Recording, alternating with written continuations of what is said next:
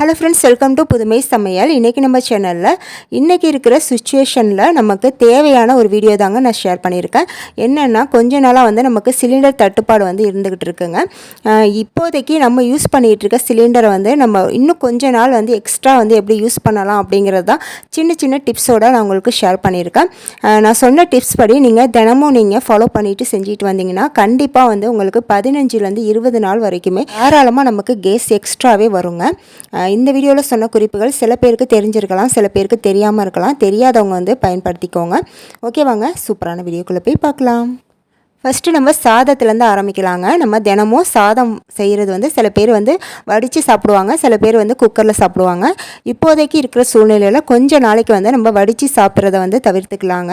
இந்த மாதிரி நம்மக்கிட்ட ரைஸ் குக்கர் இருந்துச்சுன்னா அதில் நம்ம சாதம் வடிச்சிக்கலாம். அப்படி இல்லைனா நார்மல் குக்கர் இருக்குது பாருங்கள், ப்ரெஷர் குக்கர், அதில் கூட நம்ம சாதம் செஞ்சுக்கலாங்க. இந்த மாதிரி 2 மெத்தடில் எதிலையாவது நம்ம சாதம் வடிச்சிக்கலாம். இந்த மாதிரி செய்யும் போது பார்த்திங்கன்னா நமக்கு கேஸ் ரொம்பவே மிச்சமாகுங்க. ஏன்னா நம்ம தினமும் நம்ம வீட்டில் எல்லாருக்குமே சாதம் வடிப்போம். அதுக்கே கொஞ்சம் அதிகமாக கேஸ் செலவாயிருங்க நம்ம வடித்து சாப்பிடும்போது. இந்த மாதிரி நீங்கள் ரைஸ் குக்கரில் சாப்பிடும்போது நமக்கு கேஸ் ரொம்பவே மிச்சப்படுங்க. அடுத்து நம்ம என்ன சமையல் செய்ய போகிறோம் அப்படிங்கிறத நீங்கள் முன்கூட்டியே முடிவு பண்ணிடுங்க. முடிவு பண்ணிவிட்டு அதுக்கு உண்டான காய்கறிகள் எல்லாத்தையுமே நீங்கள் கட் பண்ணி வச்சுக்கோங்க. காய்கறிகள் மட்டும் இல்லை, மசாலா பொருட்கள், அதுக்கப்புறம் தேங்காய் திருவுறது, இதெல்லாம் எல்லாத்தையுமே நீங்கள் ரெடி பண்ணி, அரைக்கிற பொருட்கள்லாம் அரைச்சி இது மாதிரி எல்லாத்தையுமே ரெடி பண்ணி வச்சுட்டு அதுக்கப்புறம் நீங்கள் கேஸ் ஸ்டவ்வை ஆன் பண்ணுங்கள். ஏன்னா கேஸ் ஸ்டவ் ஆன் பண்ணிவிட்டு நம்ம அதை அப்படியே சிம்மில் வச்சுட்டு ஒவ்வொரு வேலையாக பார்ப்போம் அப்படின்னு நினச்சோம்னா அதுலேயுமே நமக்கு கேஸ் ரொம்பவே செலவாகுங்க. அதனால் முன்கூட்டியே நீங்கள் எல்லா பொருட்களையுமே ரெடி பண்ணி வச்சுக்கோங்க. முக்கியமாக தாளிப்பு பொருட்கள்லாம் ஒரு பிளேட்டில் இந்த மாதிரி எடுத்து வச்சுக்கோங்க. ஏன்னா அப்பப்போ நம்ம சட்டி அடுப்பில் வச்சுட்டு ஒவ்வொரு தாளிப்பு பொருட்கள்லாம் நம்ம திறந்து எடுத்து போடும்போது அதுலேயுமே டைம் வேஸ்ட் ஆகுங்க.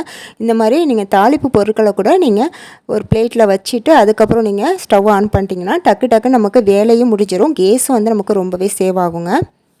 அடுத்து நம்ம சமைச்சிட்டு இருக்கும்போது கேஸ் லைட்டர் இருக்குது பாருங்கள், அதை எங்கேயாவது மறந்து வச்சுருவாங்க. முக்கியமாக பார்த்தீங்கன்னா அந்த ஸ்டவ்வுக்கு கீழே தாங்க அது போயிருக்கும். அப்பப்போ நமக்கு கை விட்டு எடுத்துகிட்டு இருக்க மாதிரி இருக்கும், தேடிக்கிட்டு இருக்க மாதிரி இருக்கும். அந்த மாதிரி ப்ராப்ளம் இல்லாமல் இருக்கிறதுக்கு நீங்கள் அந்த கேஸ் லைட்டருக்குனே ஒரு ஸ்பேஸ் வச்சுக்கோங்க கிச்சனில். இந்த மாதிரி ஏதாவது இதில் செல்ஃபில் வச்சுக்கலாம், ரேக்கில். அந்த மாதிரி இல்லைனா இந்த டைல்ஸ், கிச்சன் டைல்ஸில் 2 துணிக்கு மாட்டுற கிளிப் இருக்குது பாருங்கள், அதை டபுள் சைட் டேப் போட்டு அதில் நீங்கள் இந்த லைட்டரை ஹேங் பண்ணிக்கலாங்க. அந்த மாதிரியும் பண்ணிக்கலாம். இந்த மாதிரி பண்ணும்போது பார்த்திங்கன்னா நமக்கு டைம் ரொம்பவே சேவ் ஆகுங்க, தேடுற வேலை மிச்சமாகும். அடுத்து நம்ம ஃப்ரிட்ஜில் ஏதாவது எடுத்து சூடு பண்ணணும் அப்படின்னா நம்ம எடுத்த உடனே டைரெக்டாக கேஸில் வச்சு சூடுபடுத்தக்கூடாதுங்க. அப்படி பண்ணும்போது பார்த்திங்கன்னா நமக்கு கேஸ் கொஞ்சம் அதிகமாகவே செலவாகும். ஃப்ரிட்ஜிலேருந்து வெளியே எடுத்து வச்சுருங்க. அதோட கூலிங் முழுமையாக போகட்டும். போனதுக்கப்புறம் நீங்கள் கேஸில் வச்சு சூடுபடுத்திக்கோங்க. இப்படி செய்யும் போது நமக்கு ரொம்பவே கேஸ் சேவ் ஆகுங்க. அடுத்து நம்ம சமைக்கிற பாத்திரத்தை நம்ம என்ன தான் கழுவி காய வச்சு வச்சுருந்தாலுமே சமைக்க போகிறதுக்கு முன்னாடி லைட்டாக ஒரு தண்ணியில் அலசிக்குவாங்க. அந்த மாதிரி அலசிட்டு நம்ம அப்படியே டைரெக்டாக நம்ம கேஸில் வைக்கும்போது பார்த்திங்கன்னா அதில் இருக்கிற சொட்டு தண்ணி ட்ரை ஆகிறதுக்கு கேஸ் நமக்கு கொஞ்சம் செலவாகுங்க. அந்த மாதிரி இல்லாமல் நம்ம கழுவினதுக்கப்புறம் இந்த மாதிரி நல்ல ஒரு சுத்தமான காட்டன் துணியை நல்லா தொடச்சி எடுத்துருங்க. இந்த மாதிரி பாத்திரத்தை தொடச்சிட்டு அதுக்கப்புறம் நீங்கள் ஸ்டவ் ஆன் பண்ணி வைக்கும்போது பார்த்திங்கன்னா நமக்கு அந்த தண்ணி சுண்டுறதுக்கு உள்ள கேஸ் நமக்கு மிச்சமாகுங்க. இது சின்ன விஷயம் தானே, இதுக்கு கேஸ் போகுமா அப்படின்னு சொல்லி நினைக்காதீங்க. நம்ம தினமும் 3 வேளையும் சமைக்கிறோம். 3 வேளையும் இதே மாதிரி பண்ணும்போது தினமும் நமக்கு எவ்வளோ கேஸ் போகுதுன்னு நீங்களே பார்த்துக்கோங்க. அடுத்து நம்ம என்ன பாத்திரம் வச்சாலுமே அந்த பாத்திரத்துக்கு வெளியே இந்த நெருப்பு எரியக்கூடாதுங்க. அந்த மாதிரி நம்ம பாத்திரத்துக்கு வெளியவும் நமக்கு நெருப்பு எரிஞ்சிட்டு இருந்துச்சுன்னா நமக்கு நிறைய கேஸ் வேஸ்ட் ஆகுது அப்படிங்கிறது அர்த்தங்க. நம்ம என்ன பாத்திரம் வச்சுருக்கோமோ அதுக்கு தகுந்த மாதிரி நம்ம ஃப்ளேமை கம்மி பண்ணிக்கணுங்க. அதாவது அந்த பாத்திரத்துக்கு உள்ளே மட்டுமே நமக்கு நெருப்பு எரியிற மாதிரி பார்த்துக்கணும். அப்படி பண்ணும்போது தான் நமக்கு கேஸ் கரெக்டாக செலவாகும். அடுத்து நம்ம காய்கறிகள்லாம் கட் பண்ணும்போது கொஞ்சம் குட்டி குட்டியாகவே கட் பண்ணிக்கோங்க. ஏன்னு பார்த்தீங்கன்னா நம்ம குட்டி குட்டியாக கட் பண்ணும்போது தான் நமக்கு சீக்கிரம் வெந்து வருங்க. ஒரு சில சமையலுக்கு கொஞ்சம் பெருசாக கட் பண்ணுற மாதிரி இருக்கும். அதையுமே நம்ம நார்மல் டேஸில் எப்படி கட் பண்ணுவோமோ அதை விட கொஞ்சம் சின்ன சைஸாகவே கட் பண்ணிக்கோங்க. இப்போதைக்கு இருக்கிற சூழ்நிலைக்கு இந்த மாதிரி கட் பண்ணும்போது பார்த்திங்கன்னா நமக்கு டக்குன்னு வெந்துருங்க. அதனாலையுமே அது மூலமாகவுமே நமக்கு கேஸ் மிச்சப்படும். அடுத்து நம்ம என்ன சமையல் செய்கிறோமோ அந்த சமையலுக்கு தேவையான அளவு தண்ணியை மட்டும் நம்ம வந்து யூஸ் பண்ணிக்கணுங்க. ரொம்ப அதிகமாக தண்ணி சேர்த்துட்டோம் அப்படின்னா அந்த தண்ணி சுண்டுறதுக்கே நமக்கு கேஸ் ரொம்பவே செலவாகுங்க. அதனால் நம்ம கரெக்டாக அந்த சமையலுக்கு என்ன அளவு தண்ணி தேவையோ அதை மட்டும் நம்ம வந்து சேர்த்துக்கணும். முக்கியமாக பொரியல் வகைகளுக்கெல்லாம் நம்ம ஒரு 1/4 டம்ளருக்கு குறைவாகவே வந்து தண்ணி சேர்த்துக்கலாம். ஏன்னா காய்கறிகள் வந்து முழுமையாக வந்தால் நல்லா இருக்காதுங்க. அதே போல் நீங்கள் குக் பண்ணுறது ஒரு 90% குக் ஆனால் போதுங்க. அடுத்து வந்து நீங்கள் கேஸ் ஆஃப் பண்ணிடுங்க. ஆஃப் பண்ணிவிட்டு மூடி போட்டு வச்சிட்டிங்கன்னா அந்த ஹீட்லேயே வந்து உங்களுக்கு ஃபுல்லாக 100% வந்து நல்லா குக் ஆகிருங்க. அது மூலமாகவும் நமக்கு கேஸ் வந்து கொஞ்சமாக மிச்சப்படுத்தலாம். அடுத்து நம்ம சமைக்கிற பாத்திரம் வந்து கொஞ்சம் அகலமான பாத்திரமாக இருக்கிற மாதிரி பார்த்துக்கோங்க. ஏன்னா அகலமான பாத்திரம் வைக்கும்போது நம்ம கேஸ் வந்து அதோட ஹீட் வந்து எல்லா பக்கமும் ஈவனாக வந்து பரவி நமக்கு டக்குன்னு குக் ஆகி வந்துடுங்க. குறுகலான பாத்திரமாக இருந்தால் கேஸ் வந்து வெளியவும் வேஸ்ட்டாக போகும், அதே சமயம் டக்குன்னு குக் ஆகாதுங்க. அதனால் நீங்கள் இந்த மாதிரி கொஞ்சம் அகலமான பாத்திரமாக வச்சு சமைச்சிக்கோங்க. அடுத்து நம்ம சமைக்க வேண்டிய பருப்பு வகைகள் எல்லாத்தையுமே வந்து நீங்கள் ஒரு 1/2 மணி நேரம் முன்னாடியே வந்து ஊற வச்சுருங்க. ஊற வச்சுட்டு சமைக்கும் போதும் வந்து பார்த்திங்கன்னா நமக்கு டைமும் சேவ் ஆகும், அதே சமயம் கேஸும் ரொம்பவே மிச்சமாகுங்க. அடுத்து கொஞ்ச நாளைக்கு நம்ம தோசை, சப்பாத்தி இந்த மாதிரி ஐட்டம்ஸ்லாம் கொஞ்சம் தவிர்த்துக்கலாங்க. முடிஞ்ச அளவுக்கு வந்து இட்லி சாப்பிட்ற மாதிரி பார்த்துக்கோங்க. ஏன்னா இட்லினா நமக்கு ஒரு 10 நிமிஷத்துலேயே வெந்துடும். இட்லி பார்த்திங்கன்னா நமக்கு இந்த மாதிரி நவதானிய இட்லி, அதாவது நம்ம வீட்டில் உள்ள தானியங்கள் எல்லாத்தையுமே வந்து கலந்து போட்டு அதோட உளுந்து, அரிசி எல்லாம் சேர்த்து ஊற வச்சு நம்ம இட்லி சுட்டு சாப்பிடும்போது நமக்கு ஹெல்த்தியும் கூடங்க. முடிஞ்ச அளவுக்கு வந்து இட்லி செய்யும் போது நமக்கு கேஸ் ரொம்பவே மிச்சப்படுங்க. அடுத்து நம்ம என்ன சமைச்சாலுமே அதை மூடி போட்டு சமைக்கும் போது நமக்கு ரொம்பவே கேஸ் மிச்சப்படுங்க. கீரையை மட்டும் மூடி போட்டு சமைக்க வேணாம், மற்ற சாப்பாடு எல்லாத்தையுமே நம்ம வந்து மூடி போட்டு சமைச்சிக்கலாம். அடுத்து நம்ம சமைச்சு முடித்த பிறகு பார்த்திங்கன்னா அந்த பாத்திரம் வந்து நல்லா ஹீட்டாக இருக்குங்க. அதுக்கு மேலே வந்து நம்ம ஏதாவது டீயோ இல்லை சுடு தண்ணியோ ஏதாவது சூடு பண்ணணும் அப்படின்னா நீங்கள் அந்த பாத்திரம் மேலே வச்சு மூடி போட்டு அதையுமே மூடி போட்டு வச்சுருங்க. இப்படி வைக்கும்போது பார்த்திங்கன்னா ஒரு 10 நிமிஷத்துலேயே அந்த நம்ம என்ன பொருள் வச்சுருக்கோமோ அது வந்து நல்லா ஹீட் ஆயிருங்க. முக்கியமாக டீலாம் சூடு பண்ணுறதுக்கு ரொம்பவே சூப்பரான ஐடியாங்க. அந்த காலத்துலலாம் பார்த்திங்கன்னா நம்ம சாதம் வந்து கொதிக்கும் போது அதில் வந்து டீ டம்ளரோட உள்ளே வச்சு சூடு பண்ணி சாப்பிடுவாங்க. நம்ம இப்படி கூட டீ, தண்ணி இதெல்லாம் சூடுபடுத்தி சாப்பிட்டுக்கலாங்க. இதன் மூலமாகவே வந்து நமக்கு கொஞ்சமாவது கேஸ் மிச்சப்படுங்க. அடுத்து முக்கியமாக நம்ம கேஸ் பர்னரை க்ளீனாக வச்சுக்கணுங்க. மந்த்லி ஒன்ஸ் வந்து நம்ம இதை க்ளீன் பண்ணிக்கலாம். இதில் வந்து வேறு ஏதாவது சின்ன சின்ன அடப்பு அந்த மாதிரி இருந்தால் கூட நமக்கு இது மூலமாகவுமே வந்து கேஸ் வந்து அதிகமாக வந்து செலவாகுங்க. நம்ம கேஸ் பர்னர் வந்து போட்டுட்டு அதை ஆன் பண்ணி பார்த்தோம்னா அது வந்து நீல கலரில் எரியணுங்க.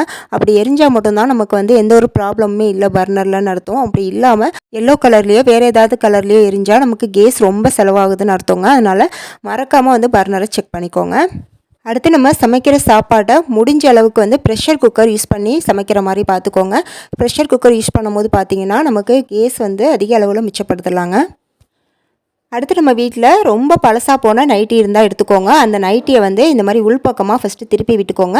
திருப்பி விட்டுட்டு இதோட மேல் பகுதி இருக்குது பாருங்கள், அதை வந்து இந்த மாதிரி சுருட்டி விட்டு நம்ம சிலிண்டரோட ஷேப் அளவு வந்து எந்த அளவு இருக்குமோ அதை பார்த்து வச்சுட்டு இந்த மாதிரி மடக்கி விட்டு ரப்பர் பேண்ட் வந்து நல்லா டைட்டாக போட்டு விட்டுக்கோங்க. நம்ம வீட்டில் 2 சிலிண்டர் வந்து வச்சுருப்போங்க. ஒன்று வந்து யூஸ் ஆகிட்டுருக்கும், ஒன்று வந்து எக்ஸ்ட்ரா வந்து இருக்கும். அந்த சிலிண்டரை வந்து நம்ம அப்படியே வைக்கும்போது பார்த்திங்கன்னா அவ்வளோ பார்க்க நீட்டாக இருக்காதுங்க. சில பேர் வந்து கிச்சனில் வைக்க இடம் இல்லாமல் ஹாலில் கூட வச்சுருப்பாங்க, அது அவ்வளோவா நீட்டாக இருக்காது.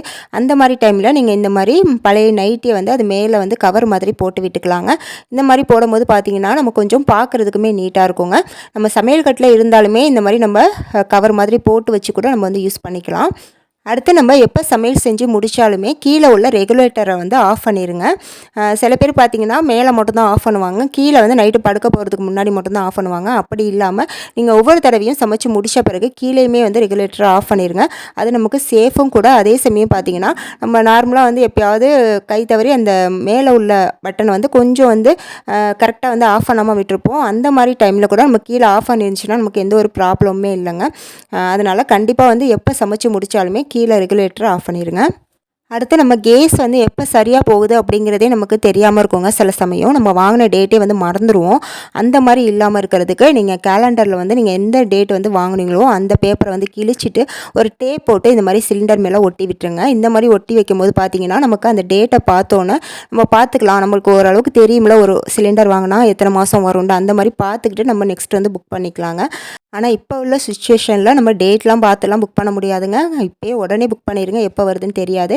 நீங்கள் ஒன்று எக்ஸ்ட்ரா வந்து ஒன்று வாங்கி எக்ஸ்ட்ரா வச்சுக்கிறது நமக்கு ரொம்பவே நல்லது. ஏன்னா குழந்தைங்கலாம் வீட்டில் இருந்தாங்கன்னா கேஸ் இல்லைன்னா ரொம்பவே சிரமமாக இருக்குங்க.